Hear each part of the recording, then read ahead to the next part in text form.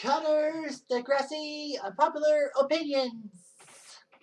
Hey there, ho, there's Jeff Cutter Diamond. Welcome you to yet another Cutter, Degrassi, Unpopular Opinion. But this is a weird one because usually when I do an unpopular opinion, I do like just one topic and just realize, well, it's one and done.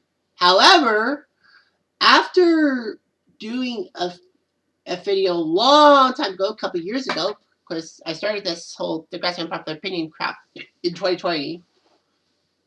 One of my first ones, well, not the first 10, but number 23 had to be my unpopular opinion about why Degrassi missed out on the on the deleted scenes. There were two deleted scenes that got my dander up. One of them was the one that a lot of people would agree should have been in the finished product. That CTV should have done it, or the N, or the DVD with the deleted scene cut inside. And basically, that's when Marco and Alex, who were the last episodes before Mercy Street, were named president and vice president of student affairs, student council, wanted Rick not to return from school. And Raj basically goes, Terry is at a private school. I can't talk about her matters. I do take things into consideration. I try to say that he's abusive to women and all that. And Raj says, to the best of my knowledge, he hasn't been charged with anything. And then after being pushed again about the GPA, he goes, a student should study at my school unless he or she has a criminal record. Like it or not. Like, his hands are tied in a sense. Now you can look at that deleted scene as basically Raj maybe trying to weasel his way out. But the problem is that he has some twinge of truth into it because, there was no criminal charges. Nobody put a criminal charge on Rick. It was like, what the hell? Like, Spitter didn't attempt one. Paige didn't attempt one. Terry's dad didn't attempt to do one. Like, why? It just doesn't make sense. I mean, I'm not supposed to be victim blaming, but, like, one chance. Okay, Rick goes to court, but then again, it's like, if Rick goes to court, he'll probably get a good lawyer, and they'll be talking about Terry's injuries and all that. And besides, Paige and Spinner saw Rick with blood on his hands and all that when he hurt Terry. But then again, Rick could have just said it was just a pure accident and all that. Like, Spinner and Paige didn't know the scope. They just jumped to conclusions in a sense. Snake even counted them out on that. But the fact of the matter is that, that deleted scene was huge. I mean, yeah, do you have sympathy for Radish or not? It's like, is Radish being truthful or is Radish trying to weasel his way out? I think that it's the former. Like it or not, I think that he's just explaining that that's how the system goes. And remember, this is 2004. This is 19 years ago. Well, I'm taping this, so like 19 years ago this happened. And things are different now. Like, you got, like, other Degrassi Unpopular Opinions, I talked about why Rick didn't have a trial and all that for hurting Terry. And I also said that things were different in 2004 compared to 2022 in context. So yeah, you got that deleted scene, and then you got another deleted scene that should have been in Time Stands Still Part 2. It's when Spinner and Jimmy have their fight, but they literally walk together back into the school after being on the playground. And Craig's there too, saying that, remind me not to get on Raj's bad side because, Raj is actively looking for the paint and feathers culprit. Ray comes in with his paint and feathers on, still clutching his backpack, He was just off, almost going after Paige, but the gun was not visible, and he put it back after Paige explained everything was challenged. So basically, Spinner couldn't resist by going, "Brock, Brock, Brock." Unfortunately, Raj hears that and tells Spinner to meet him for a serious talk. And then once Spinner gets dismissed, Raj goes to Rick and says, don't you have anything else to wear? And then he also says, I'm sorry for how things were with you. You could take the rest of the day off.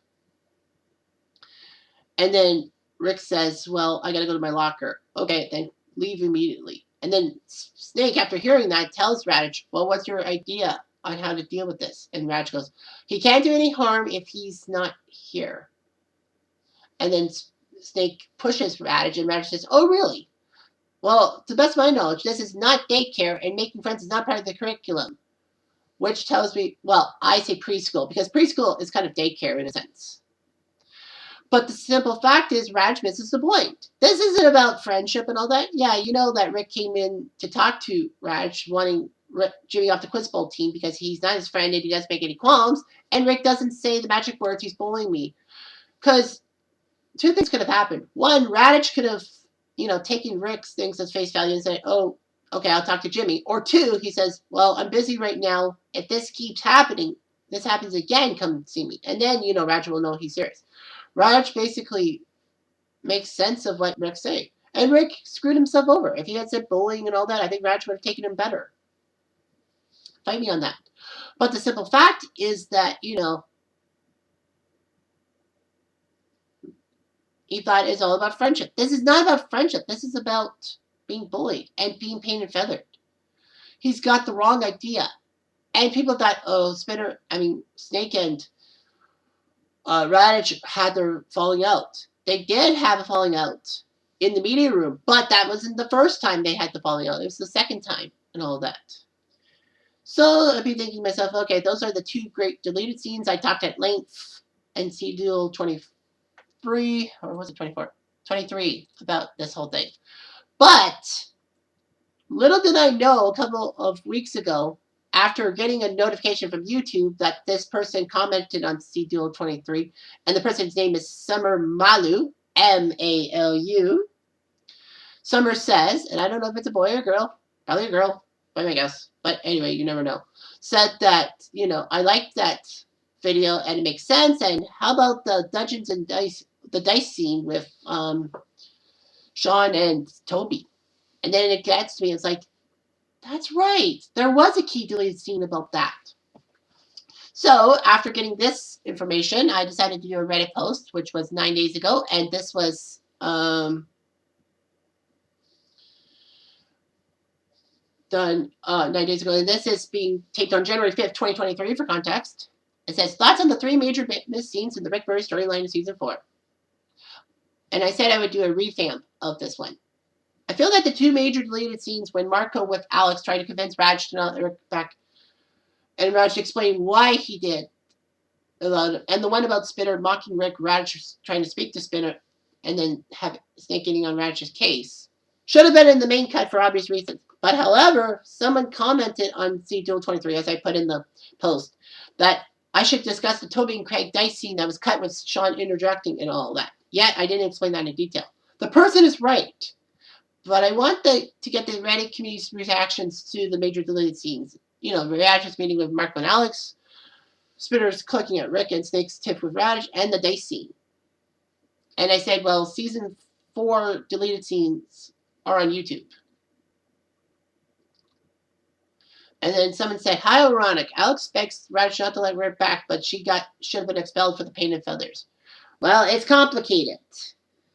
But, Alex knew about the pain and feathers. She knew that pushed Rick over the edge. However, Mr. Excitability, meaning Jay, forced Alex and Spinner to be quiet about the situation. Despite the fact that, Alex and Spinner were trying to alleviate their guilt, but it didn't work. Well, Spinner did. When Spinner went to Hatzalakos and told on himself, he told on himself and Jay, which was warranted, but he never told on Alex. I think Spinner kind of figured that he didn't want Alex to get in trouble, and also because, about the conversation in the bathroom, and, Alex didn't have a right to know that. So Alex got spared and all that. Yes, she should have had some involvement. Yes, Alex should have came clean to Hatzalakos, and maybe we would have a redemption storyline for Alex that rivaled Spinner's. But the simple fact is that didn't happen. So, yeah. So, if memory serves me right about the dice scene, is that, they actually tape off Rick's locker or something like that. Yeah, they tape off Rick's locker because, this was a couple days after Time Sat Still. This was Back in Black on the Monday. And then the dice were there. And Sean picks up, Toby cleans that locker, but drops the dice, and then Sean picks it up and says, cool dice. I never could understand role-playing games. and then he basically talks to, um, I guess, well, he talks to Toby and all that, but then Craig comes in, and Craig says, "Why are we praising this guy and all that? It's just stupid and all that." And then Craig comes in and says, "I witnessed something bad. I witnessed someone on the ground lying nearly dead." And he obviously means Jimmy, because remember, the first student to see Jimmy prone was Craig. And unfortunately, Craig saw that, even though Craig should have been at home under the weather. But Craig went to school because he was not happy with Joey overreacting to Craig trying to ask Cindy for help with selling Joey's house. And then Craig just had to see that and all that. It was just like shocking.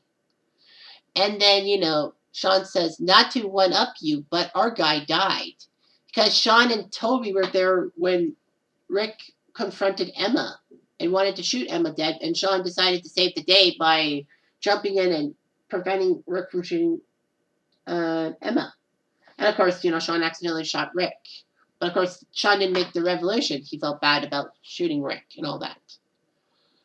So, yeah, when you look at that, it's like, Craig is upset that people have sympathy for Rick. And, like, that's what the writers intended to do, make it black and white. You should have some sympathy for Rick. But, as I always say, Rick would have had everyone's sympathy if he didn't retaliate with the circle and the X, Wakanda Forever shit. Like, I understand why he was upset, because he wanted to retaliate, saying that, hey, you know what? What if the shoe's on the other foot? And, people do that. But the simple fact is, it just made Spinner, Jay, and Alex, who were the only three people who wanted to actively want to destroy Rick. Everyone else just, faded away. Even Paige. They were upset. And, Rick came back with a gun. If Rick had offed himself like Claude and Degrassi High, fair enough. But the simple fact is, Rick went back for revenge. Otherwise, why would he have tried to raise the gun towards Paige and all that? Yes, Rick wanted to go after Emma, but he went after Paige first. If Rick wanted to go after Emma, he would have found Emma first and not Paige. And, that bathroom talk Spinner and Jay did to convince Rick that Jimmy was the culprit. All that. Yes, Rick shot Jimmy, but Rick could have easily shot Jimmy in the head and killed him. But no, he had conscience problems. He shot him in the spine, and he was looking this way when he shot him. So yeah, brutality, man. But yeah, and as I said, Rick brought a gun for revenge. I don't sympathize with him. Yes, he may have been bullied. Yes, it went too far in a sense. But the fact is, he went to shoot people. And you cannot sympathize with that type of thing. End of story. I'm sorry. That's how I feel. But the fact of the matter is that, that delay, the dice scene, because that was Toby winning those dice because, they did the kissing bad, Toby and Rick, and Toby easily won. So, yeah, there's your connection. Yes, Craig should feel bad about it because he saw Jimmy's body and all that. And then he heard about the stuff on the 6 o'clock news, and Craig felt terrible. And people thought, do you think that this was the start of his bipolar problems? No. Did it trigger his bipolar issues? I think it did trigger his issues, yes. But I think Craig always had it. It was just not seen. The writers didn't really say much about it until Craig had his bipolar issues. Was it White Wedding? I think that's what no, not White Wedding. That was when Spike and Snake got married. But yeah, the wedding episode. Not Wendell's great. Oh my gosh. Because I always say the subplot of one specific episode was the one when Liberty and JT go to task over Radish's thing. I don't remember, but you get the idea, right? So as is, that's a big deleted scene too.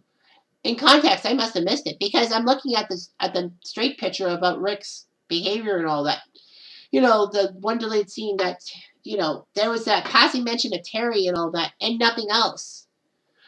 I remember Miss Mojo doing a video about the top 10 teen plot lines and all that went unsolved, and they said Terry, what happened to Terry and all that, and then they said the only mention about Terry after Rick heard her was that one deleted scene. Although she was there in the end of season 3, to talk to Ashley.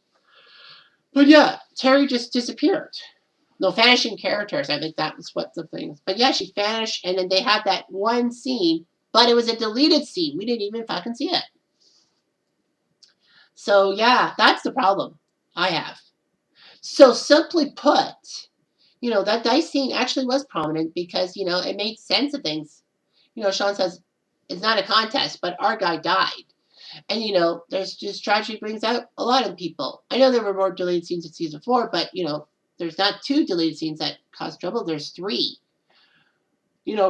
Radish's talk with Marco and Alex, the whole situation, time stands still when Spinner clucks at Rick, gets in trouble with Radish, and then Snake gets on Radish's case about letting Rick leave the school. And then now you got the dice scene. So thank you, Summer Malu. You saved my bacon and all that. You made me realize that, yeah, that dice scene was prominent. It was a deleted scene, yes, but it was prominent, and I feel bad for not talking about it. But that's the way it goes with me. So anyway, thanks for watching. I'm Jeff Diamond.